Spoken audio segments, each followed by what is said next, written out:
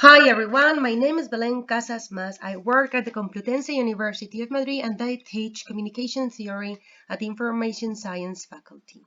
My aim today is to share with you my study entitled Interactions Mediated by Technologies Within Households. This study is part of a research and development project funded by the Spanish Ministry of Economy. The name of the project was Time Uses Related to Digitalization. I divided my presentation into three parts. To begin with, I'll give you a brief summary of the social context this research has been developed in. After that, we'll see the main results of the study, and finally, I'd like to show you the conclusions I consider to be the most relevant. Now, let's go on to the topic.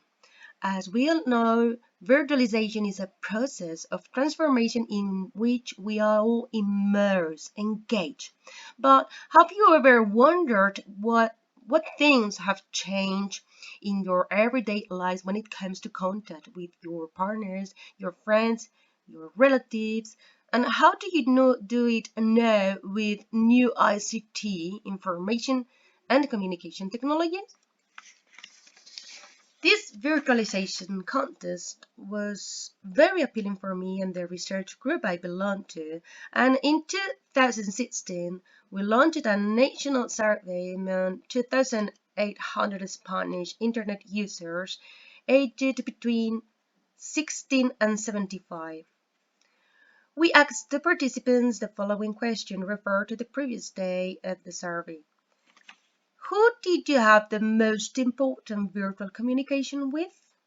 Then we offer them four categories: partner, relatives, friends, and acquaintances.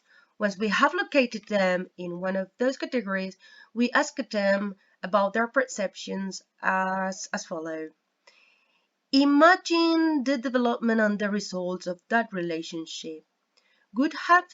Would face-to-face contact have been better, worse, or the same? Let's look together at the main results. From those who had the most important interaction with their couple, their partner, give or take the half of the total sample, sort of 80% were single and would rather have interactions face to face, whereas the proportion of married people moderately decreased below 50%. The explanation of these ups and downs determined by the marital status may be that single people used to idealize more the love with the partner than married people who mainly use the ICT with the partner in an instrumental way to organize daily activities. Moving on with the results, from those who had the most important virtual communication with a friend, the results are also determined by the marital status, but in this case there are more variables that we consider to be significant. Let's briefly look at some of them.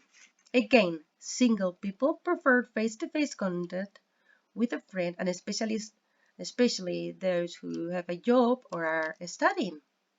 As you can see, the figures show an enormous growth, but there is a slightly fall when the participants are retired, pensioners, or unemployed. And these results may sound quite reasonable because those persons may find some difficulties when it comes to meet their friends. From those who are married, live with their partners, more than the half would rather have virtual communications with their friends than face-to-face contact. Why? Mainly because they have to pay attention to their partners, including their corresponding families and even children. So having to see friends just overload their social agendas. And finally, let's have a look at this tree-shaped graph. I like to focus our attention on gender differences. Basically, women say that face-to-face relationships could have been better, while most men disagree.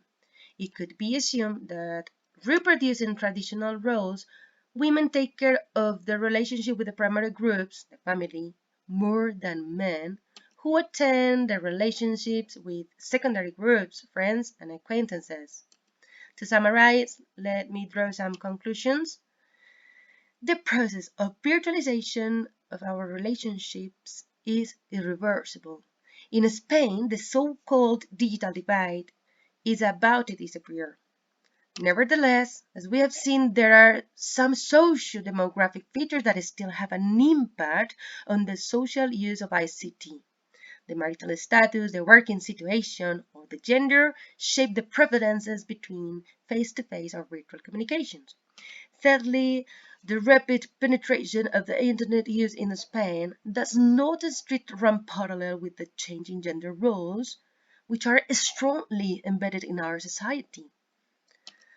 And finally, unlike other societies, Spanish people are not ready to substitute humans by a robot in their social interactions because we do still need the presence of humans around us.